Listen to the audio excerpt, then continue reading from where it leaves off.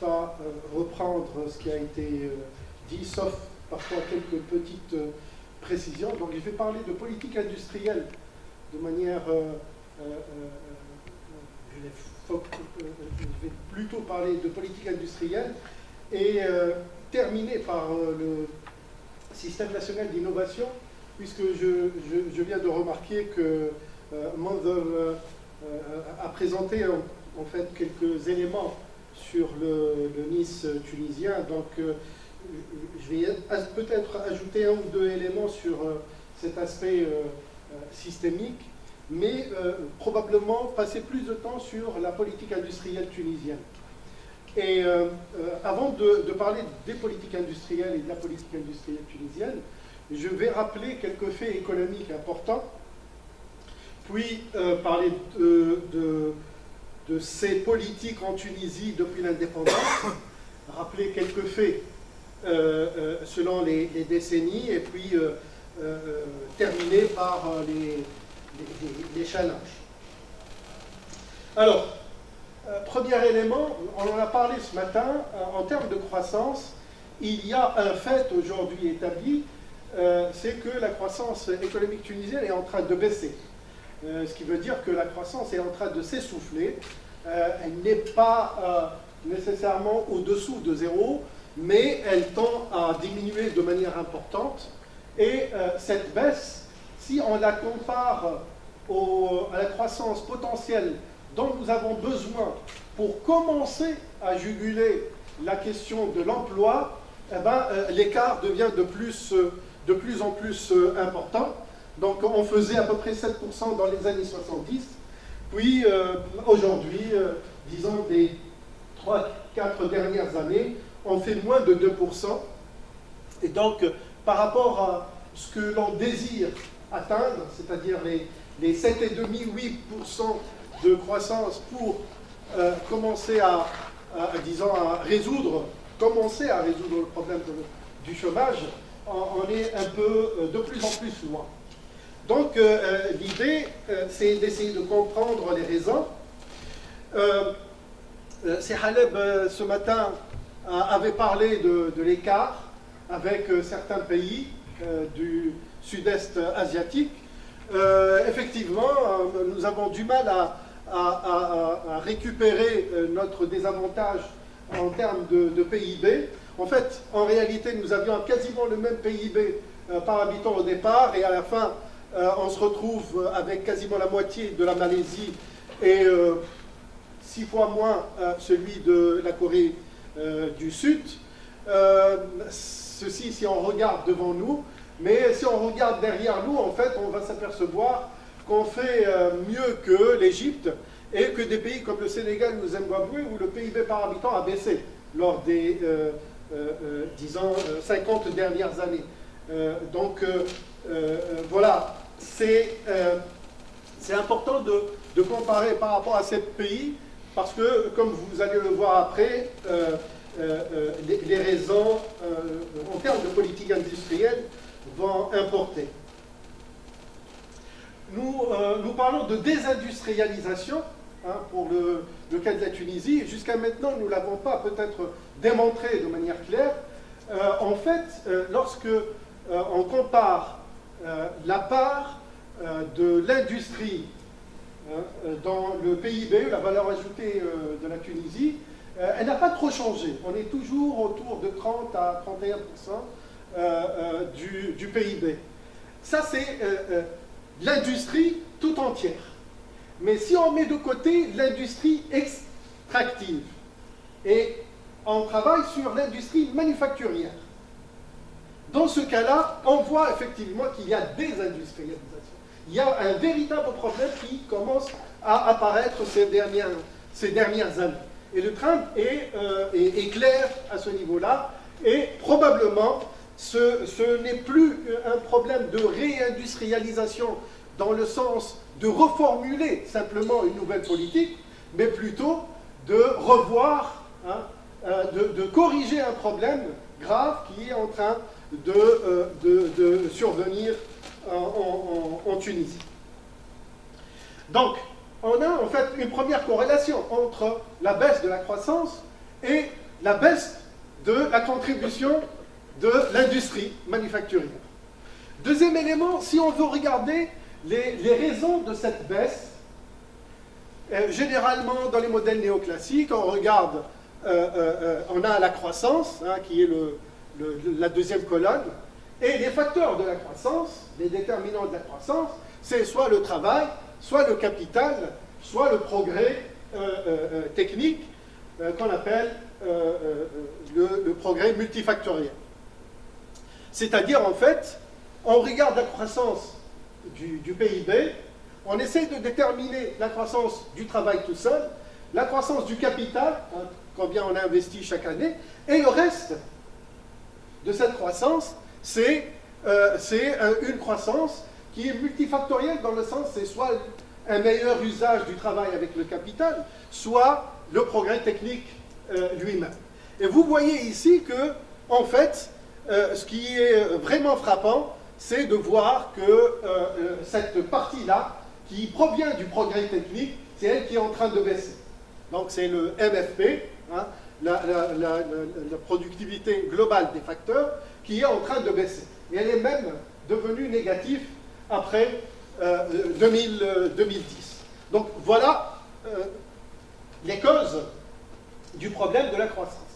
Et donc, si on veut résoudre le problème de la croissance, à part l'usage du travail et du capital, il faut absolument regarder de près cette histoire de progrès technique, comment on peut faire évoluer notre production à travers le progrès technique.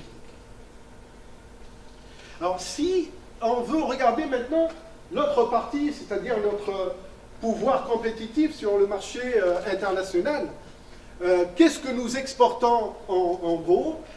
Généralement, on parle de la Tunisie comme un pays qui produit et qui exporte du textile et de l'habillement. On voit ici apparaître une sorte d'équilibre entre tout ce qui est textile, habillement, mais aussi la mécanique et l'électronique, avec au milieu apparition aussi de tout ce qui est composante automobile. L'idée générale, quand on a un graphique comme celui-là, c'est de dire qu'on a probablement, qu'on s'approche d'un certain type de diversification de nos exportations. Ce n'est pas véritablement une exportation très concentrée. Cependant, lorsqu'on parle de destination, on a quand même des destinations très claires. C'est toujours le trio France, Italie, Allemagne. Mais en gros, ce qui est important de dire, c'est que l'Union européenne continue de peser très lourd dans nos destinations. Et donc, quelque part, là aussi, il faudrait mettre en tête cet élément structurant, c'est le fait qu'on échange, on exporte et on importe avec une entité qui est de l'Union européenne. On y reviendra tout à l'heure pour des raisons liées à un modèle précis. Alors, quand on parle d'un autre indicateur qui est la complexité, l'indice de complexité économique, c'est-à-dire la capacité d'une économie à exporter des biens diversifiés et ubiqueux, c'est-à-dire très peu produits par d'autres pays. D'accord? Donc il faut qu'en même temps, on ait des exportations diversifiées et que ces exportations ne soient pas vraiment produites par beaucoup de pays. Dans ce cas-là, le rang de la Tunisie n'est pas mal du tout. Hein, on est au milieu un peu du classement et qui contient à peu près 138 pays. On est 57e avec un indice positif, légèrement positif, mais qui est positif. Ce qui veut dire que de manière globale, on a des exportations qui sont diversifiées et ubiqueuses, c'est-à-dire avec assez peu de pays qui sont capables de produire les mêmes biens. Alors, bien sûr, les premiers pays sont le Japon et l'Allemagne, dans ces classements-là, et les pires, c'est les pays qui n'exportent que le pétrole ou des biens liés aux ressources naturelles. D'accord? Donc, Voilà un aspect positif, c'est qu'en termes d'exportation, nous avons quand même une certaine diversité qui quelque part, nous rend un peu résilients par rapport au prix des matières premières au niveau international. Voilà pour, disons, les faits stylisés économiques. Si je reviens aux politiques industrielles, je vais commencer peut-être par notre ami commun, Dani Rodrigue, qui, lorsqu'il parle de politique industrielle, il dit, voilà, pendant très longtemps, on a pensé que dans les pays en voie de développement, il n'y a que des faillites de marché. Et puisqu'il y a des faillites de marché, il faut que le gouvernement intervienne. Et qu'il intervienne de manière énergique, qu'il soit vraiment présent au niveau des marchés. Et puis, on s'est aperçu que lorsqu'il commence vraiment à intervenir, il devient lui-même source de faillite de marché. Et donc, le mieux est qu'il fasse gaffe et il n'intervient pas vraiment de manière très, très énergique dans les marchés. Et ce dicton-là me semble vraiment très, très important et très intéressant parce que d'un côté, on peut percevoir l'importance des politiques industrielles, mais aussi la dangerosité, entre guillemets, de ces politiques industrielles lorsqu'elles sont mal utilisées. C'est-à-dire, par exemple, lorsque par exemple, le gouvernement devient un acteur politique et non pas quelqu'un qui essaye d'améliorer le jeu du marché. Alors, pourquoi parlons-nous de politique industrielle? Pourquoi il est important qu'il y ait dans les pays? Pourquoi dans tous les pays, il y a des politiques industrielles? Parce qu'il y a des faillites de marché. Que veulent dire les faillites de marché de manière concrète? En fait, il y a faillite de marché lorsqu'il y a asymétrie d'information, il y a un problème avec les rendements d'échelle, et il y a aussi un problème avec des externalités. Dans le cas de l'information asymétrique, l'équilibre du marché va toujours donner de très mauvais produits et de très mauvais services. Il y a le modèle d'Akerlof sur les voitures d'occasion en 1972 qui montre que lorsqu'il y a une asymétrie d'information entre le vendeur de la voiture d'occasion et l'acheteur, ne reste sur le marché que les voitures d'occasion de très basse qualité et donc à très bas prix. Ceux qui ont de bonnes voitures d'occasion n'ont pas intérêt à les mettre sur le marché parce qu'ils ne pourraient pas les vendre, étant donné que tout le monde a en tête le fait que c'est de la mauvaise qualité. Les économies d'échelle, c'est ce que nous vivons. Hein.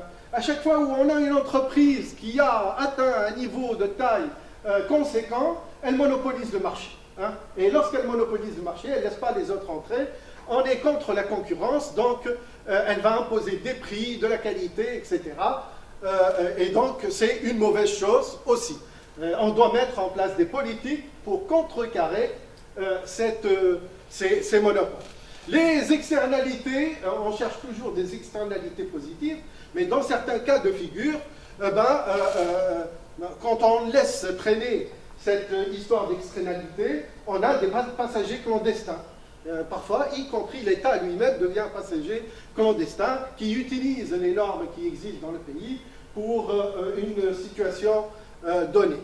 Alors quand on regarde cette colonne-là, donc des biens et des services de mauvaise qualité, monopole et barrières à l'entrée, passagers clandestins et des situations où on n'a pas intérêt à avoir des activités d'innovation, eh ben, c'est comme si on parlait de la Tunisie en réalité. On a tout ça réuni sur nos marchés, on est capable de donner plein d'exemples qui montreraient que dans tous ces cas de figure, nous avons effectivement des problèmes qu'il faudrait résoudre à travers des politiques industrielles. Alors, quelles ont été les politiques industrielles qui ont été adoptées historiquement, puisque nos collègues allemands ont fait un peu d'histoire? Moi, je ne vais pas revenir 200 ans en arrière, je vais revenir jusqu'à l'indépendance. Je vais m'arrêter à l'indépendance. En fait, lors de l'indépendance de la Tunisie, donc fin des années 50, à la mode, il y avait ces 4 politiques qui sont adoptées par des pays en voie de développement.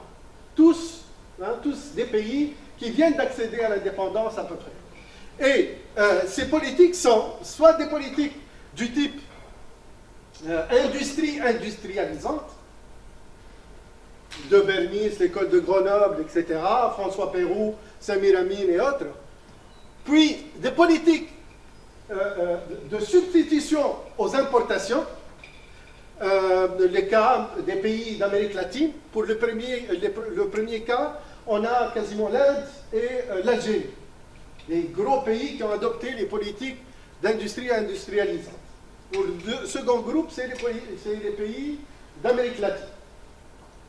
Puis, nous avons plutôt des politiques qui sont plus orientées vers l'exportation, mais avec un certain déséquilibre, puisqu'ils sont axés uniquement sur les ressources naturelles. Donc, pétrole, gaz ou phosphate comme la Tunisie.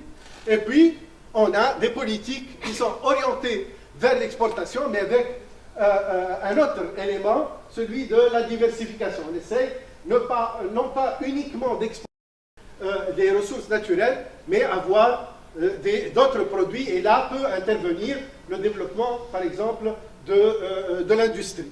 Alors, en Tunisie, nous avons ce cheminement-là. Nous n'avons jamais, en fait, exploré cette histoire de politique industrialisante, industrie industrialisante, mais nous étions, dans les années 60, dans les politiques plutôt de substitution aux importations, et en particulier, donc, à cette époque, ont été créées des usines à Bizerte qui sont liées au raffinage du pétrole et à la construction navale, à Béja, le sucre, à Kérouan, le tabac, à Kasserine, le papier, Gafsa phosphate, textile plutôt du côté de Monastir, puis la chimie et les fertilisants, Sfax et Gabès. Quelques années après, nous avons vu à Sousse apparition d'une industrie qui est plus liée à la mécanique et l'électronique, et puis à Nabeul, plutôt apparition de l'agroalimentaire, mais ceci un peu plus tard que les années 60 que je viens d'indiquer. Alors, dans les années 70, on a balancé plutôt vers la promotion des exportations, et probablement nous étions axés sur les ressources naturelles. D'ailleurs, il y a un graphique qui le montre. En fait, nous avons commencé à exporter du pétrole à cette époque-là, et vous pouvez voir que par rapport aux exportations de marchandises, plus de 50% de nos exportations étaient plutôt des exportations de pétrole. Alors, voilà, années 70, on s'oriente vers les exportations, une nouveauté, et puis on s'oriente après, vers les années 80, vers exportation, mais en essayant de diversifier cette voie. Well, actually, a whole bunch of aspects in some kind of innovation, home or house, so which actually shows the complex aspects of dealing with innovation and also developing innovation. So starting from the innovation culture, which has to be developed, the strategies, the pipelines, the systemic innovation processes, all around that. We also have in the SMEs a lot of innovation development going on, which we also call the innovation funnel. So starting from planning, guiding, also our financing aspects are related, and then also controlling. So the challenge for a lot of SME, at least in Germany, is on how to finance the innovation, and how to get it done and how to get it started, because a lot of them don't really have the financial support. So challenges finance. As we know, there is a lot of resources, a lot of time being involved in dealing with innovation. So a lot of companies have the so-called innovation decision-making board that that consists of different people, of different managers, and this also shows that it's actually quite a complex process on how to deal with innovation, a lot of resources being involved, starting from, for example, the product manager, marketing manager, sales manager, and. So innovation doesn't come by itself, it has to be developed. And empirical evidence in Germany actually shows that the situation to generate innovations in SME is often not appropriate because too many introductions of innovative products, for example, fail. That means that for a lot of SME, there's a loss of the invested capital in the innovation. The second important point is that there are too many maybe unrealistic or not appropriate calculation of costs regarding the planning. Innovation is not really there. So there's no really external financing to help SME. There's also sometimes no long-term financing for innovation if the SME cannot really get into talking with their financial institutions. Also, very often there's a low margin, a low ROI included, and the financial burden is quite high. So, as regards the innovation systems, or the regional innovation systems, there are networks in Germany, as our friends from Tunisia, from ENIT, experienced with us in Bremen. For example, those networks of industrial partners, enterprises, and so forth. And one important aspect, for example, within the RIS in Bremen is the Bremen Economic Development, which supports the innovations financially. So the development and finance of innovation is supported. There are also other empirical results with the research of innovations, is that the physical closeness within the RIS is very important, meaning that the technology parks around Bremen are important, and there is some kind of so-called dynamic exchange of several resources, very crucial and important, and also with regard to the capital to finance those innovations. So I would like to speak a little bit about examples of institutional supports with the aspects of NIS. We've got the AIF, for example, which is the German Federation of Industrial Research Associations. And that's a very valuable resource actually, because it is the leading national promoting research agency that also develops an SME. And I would like to show you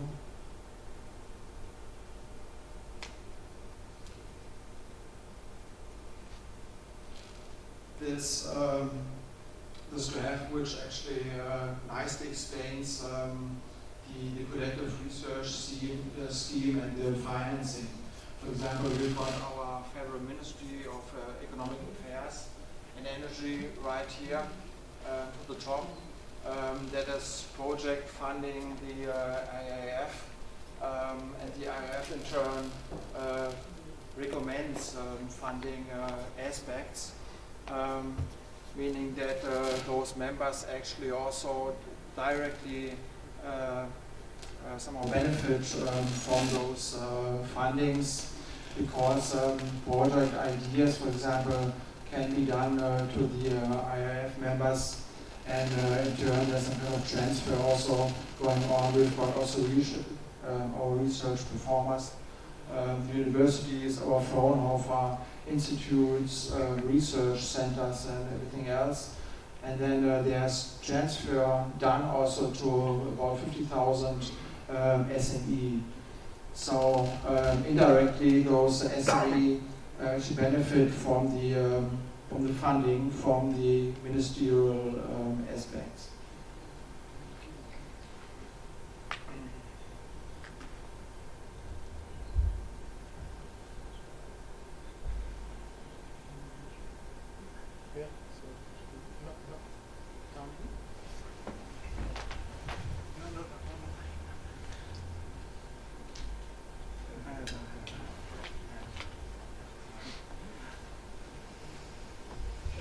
Okay, yeah, I don't want to go through all the aspects. If you want to look it up, we've got, I just put the home pages also on it.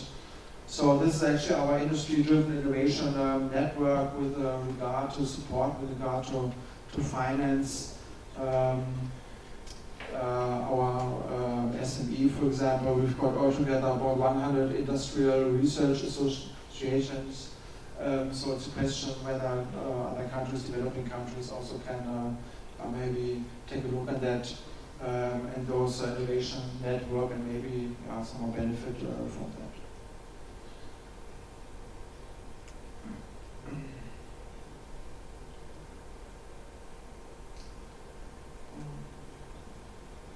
So what is important is the finance and the ROE. As I said, there's our ministry involved, which supplies the public funding agencies. And altogether, in 2013, for example, the IIF has disbursed about 490 billion euros for those SMEs on behalf of our federal ministry in order to support and finance that. And altogether, since the foundation, about 200,000 research projects for SMEs, for example, have been developed with a total of 9.5 billion euro. Another aspect is the Central Innovation Program, which is also supported by the Federal Ministry of Economic Affairs and Energy, for example. That is a country-wide funding program which provides grants and that's open to several technologies and different sectors. So different SME can also benefit from that.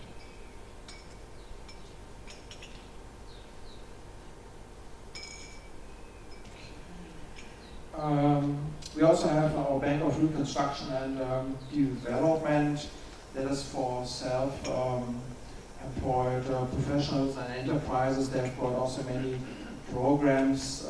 There are actually different programs also for funding innovations. I just came up with the ERP, for example. So certain parts can be also benefited from that. We've got some figures down here. For example, if you somehow try to come up with the investment cost, then about 100% of investment cost can be financed, but not more than 5 million euro per project. There are, as I said, many programs, so everything is mentioned here on the page also. So the our Bank for Reconstruction and Development has a certain supported loans. Actually, there are attractive 10-year fixed interest rates for companies, so they can plan actually with fixed rates, which is very important, especially for SME. And they also have, for example, a certain repayment free start period up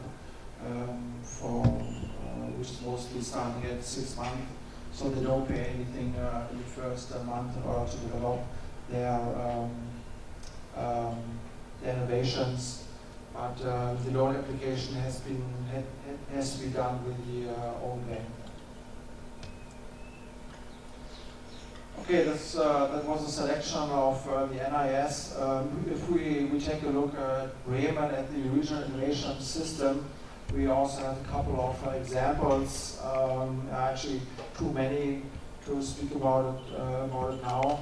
We've got our Bremen Bank for Economic Expansion that has special innovation programs for corporate research and development, for example. We've got certain grants for R&D, for networks, for projects, for example, and for launching innovative products and services.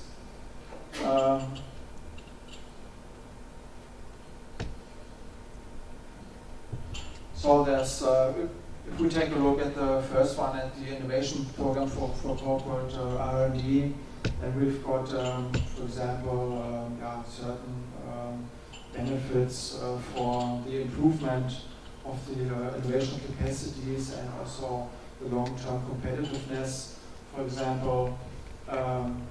So they can get support in order for developing new products, for processes, for services, for preparing their business plan, more or less. And this is possible then for single companies, for R&D projects, and for networks. So the purpose is to help to overcome the costs, and there's support for SME, for example, from 35% for the applied research and for 60% of the cost of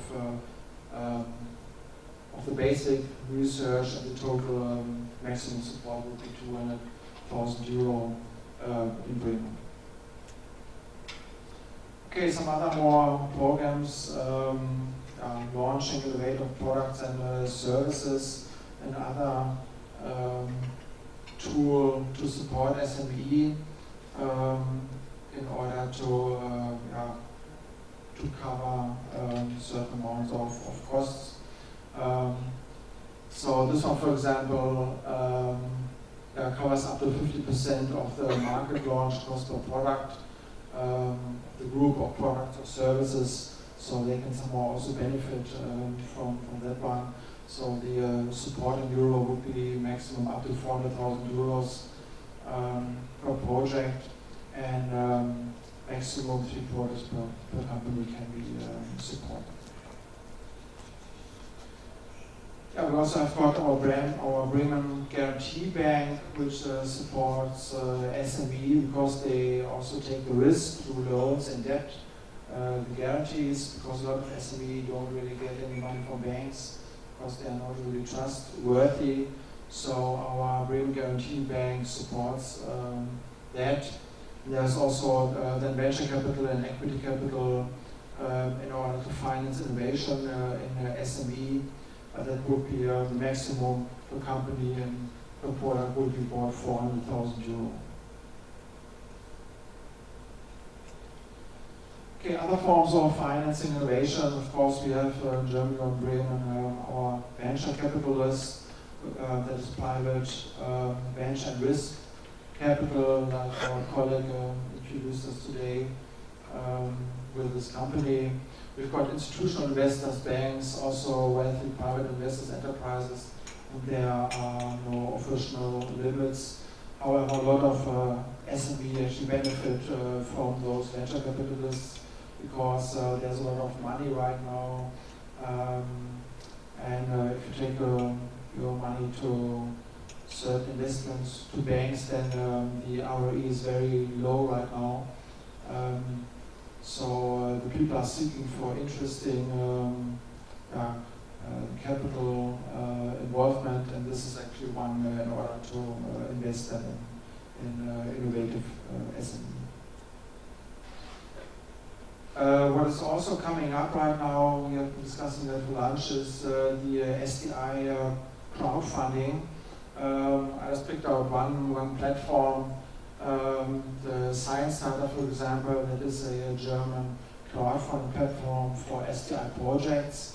That is a new approach to finance support innovative STI projects with the supporters, with the people who are interested in the certain projects. and especially for SDI, that platform would be interested, and so people can support and money involved, and for SME that slowly is also becoming more and more important as an alternative matter of finance. Well, I'm going to talk about something called foresight.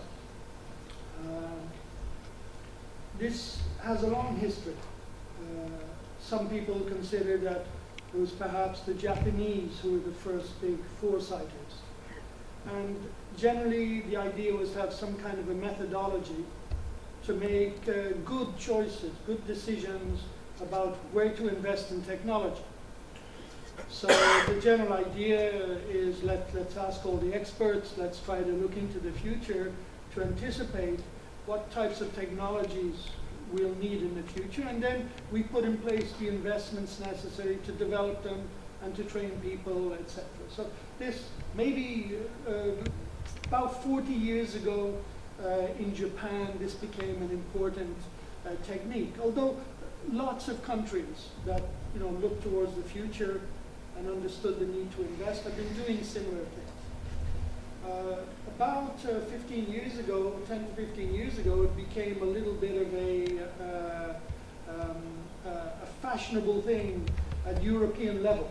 There was a big push to encourage people to look into the future and in a systematic way, using this technique called foresight.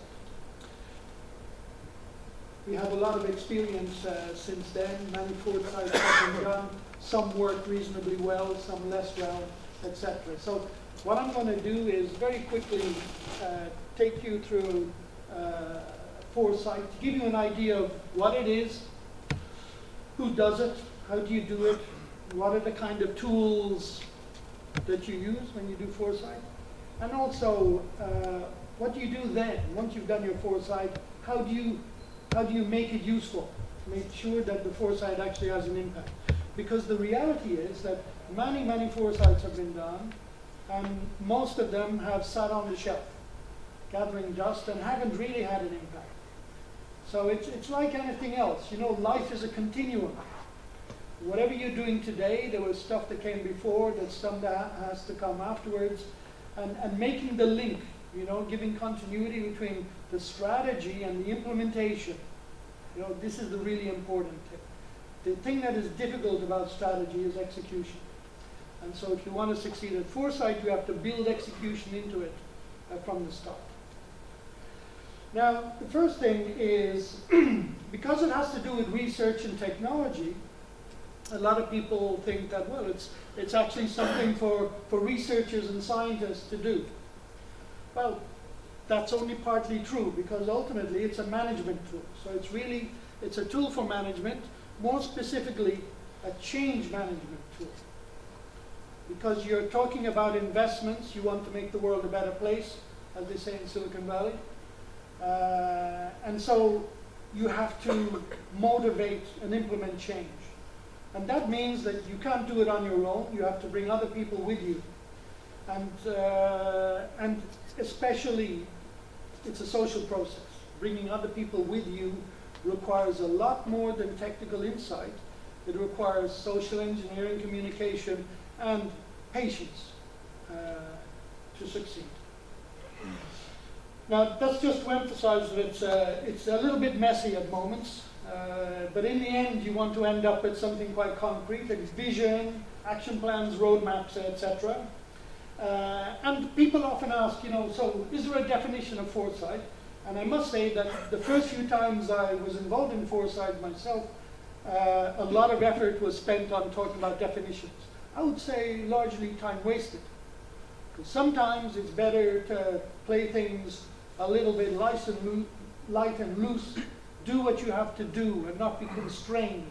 In other words, be creative and innovative in talking about the future.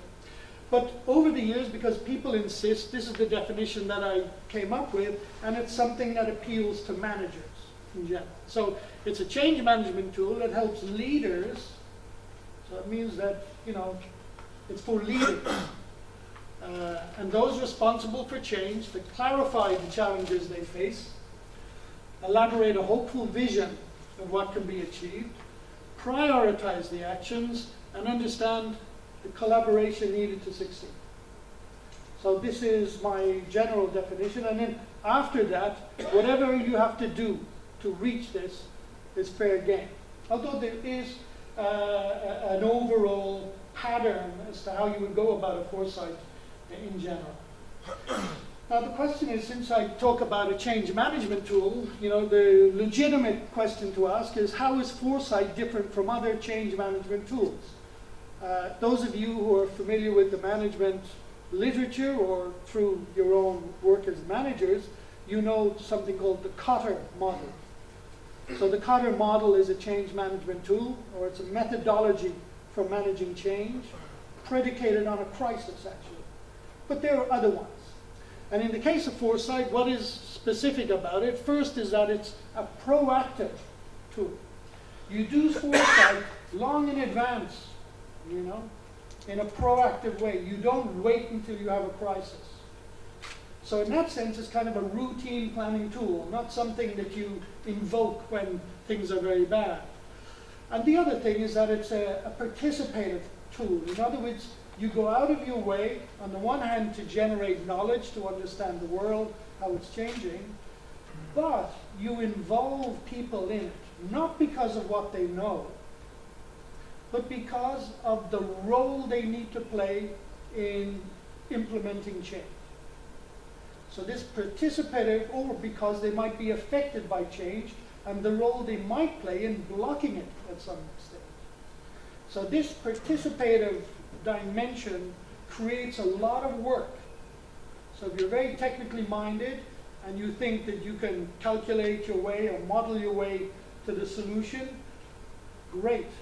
But that won't help you implement it, because you need to deal with the social dynamics, and this is where the participation comes in. Now, there's loads and loads of books about it, but these are just a few. The Checklist Manifesto, I don't know if anybody has read this, it talks about how do you deal with very complicated situations. And, the checklist is a reminder to tell you what to do.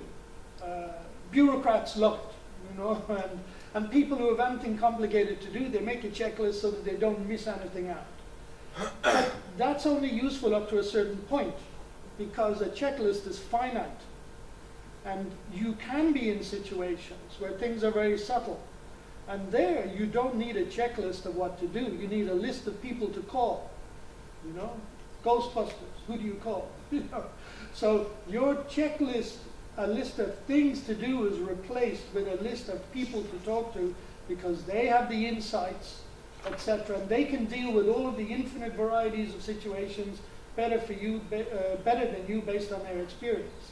So this is one of the reasons why you have a participative approach in foresight, is that you bring in those people who have insights that are analog, infinitely varied. The knowledge management people know a lot about this, and they're there and available to enrich the discussions with real life experience, to make sure that the decision making is well grounded and robust. And this guy from MIT, Otto Scharmer, he has something called Theory U, and it's about winning hearts and minds. It's about the whole process of, when a conversation starts, and then you get to a deep level of understanding, and then when you come out at the other end of the process, you are people of one mind. You share an idea about how to make change happening. And it's not the only book on this type of topic, but I think it's a very interesting one. If you haven't read it, I recommend that. And then there's The Wisdom of the Crowds, James Surowiecki. I mention him because democracy was in the title of the talk, and in reading him, I learned that democracy is a decision support system, ultimately. It's a decision support system for society. So how to decide. And one of the types of decisions you have to make is about the future, investments to make, what is our vision, our shared goal moving forward, mobilizing resources, making sure that we reserve the investments needed to make it all happen. So that's a type of decision making that needs to be done at the level of society. And the wisdom of crowds in particular taps into the type of knowledge that's generated by groups of people. Not any random group, but clever people who understand the questions, etc., who have no real links to each other and can think independently. Together, that group comes up with extraordinary ideas that no individual could discover on their own. Now, a really important question is who does, what kind of people do foresight, so to speak. And I would say, first of all, ministries. Typically, ministries do foresight. But also economic sectors. In agriculture, you want to know what are the markets of the future going to look like? What will the population be like? Will all of the farmers have died off? Will they have left their land? Will young people take over? Will we rely on immigrants to do the farming? All of these kind of questions need to be considered, and each sector is very different in its own. So it's very difficult to do foresight for one sector. Ultimately, every sector needs to look at itself and the future and do foresight for itself. Bankers, investors, traders, all of these people do foresight in one way or another. The Rabobank, for example, is great for doing reports for client sectors, sending out the report saying, listen, you're working in this domain, you're making investments, here's something about the future which could have an impact on the kind of investments that you make in the future. They do this as a service for their clients to help them be more prosperous, because banks depend on the prosperity of their clients, their ability to repay loans, and their ability to make profits that they deposit in the banks, etc. Now, regions and cities increasingly do this. Cities grow. I was just thinking the other day, of the last time I was in Istanbul, it's extraordinary the rate of growth of some of the cities. I was in a meeting in Brussels once, and the Vice Premier of China was there, and he was complaining about the unmanageable growth of the big cities of China. He said, listen, it's great to be growing, but we don't know how to manage it. And they were there to sign a convention with Barroso for the Covenant of Mayors, because all the mayors around the world, not all of them, but a lot of them, they get together in a group called the Covenant of Mayors, and they exchange notes on how to make the cities better places to live in, how to make the cities more environmentally friendly, how to lower crime, how to create employment, how to make it friendly for business, for tourism. These are all strategic choices that a city can make. If a city like Tunis, which has most of the administration of the country, looks towards the future, it will have a different vision from a city like Hammamet that depends on tourism. So each city has a good reason to look towards the future. How are we going to grow? Who will we be in 20 years' time? How do we want to live? And what decisions do we need to make now in terms of infrastructure, investment, etc., so that we're all in a good place 20 years from now?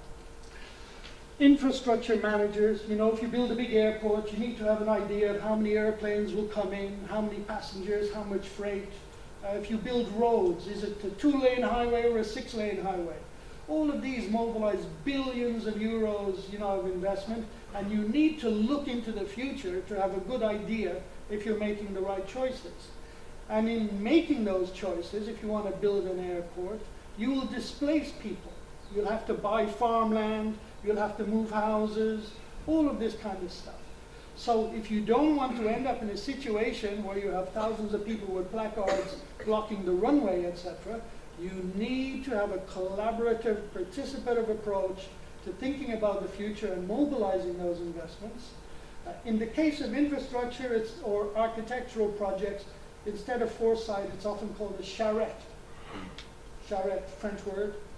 But actually, it's more or less the same process.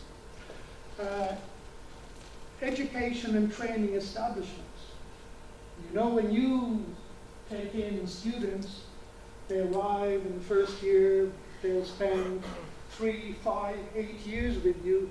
In 8 years' time, the world will be a very different place. So you have to be thinking Ideally, you're thinking 8 years or maybe 20 years in advance in terms of what students need to know.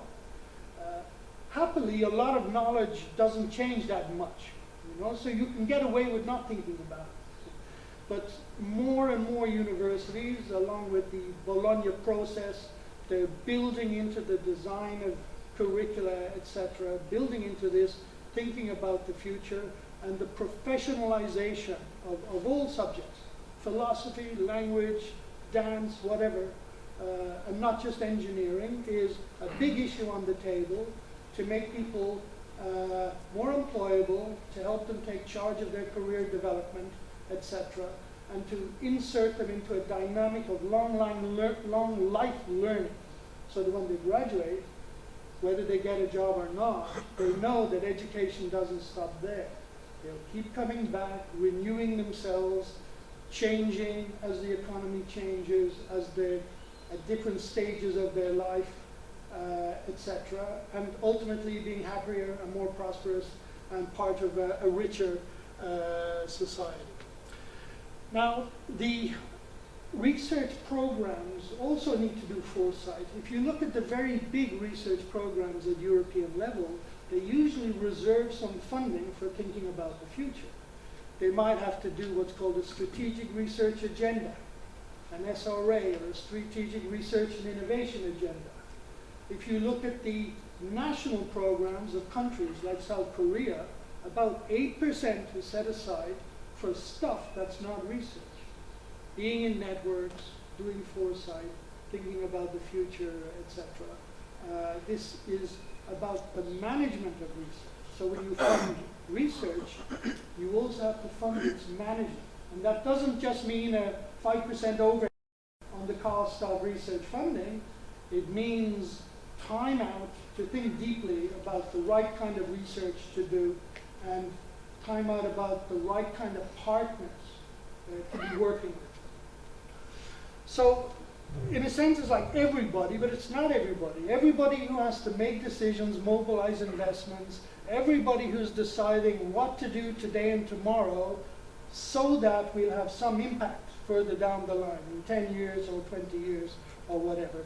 They're the people who should do foresight occasionally, every now and then.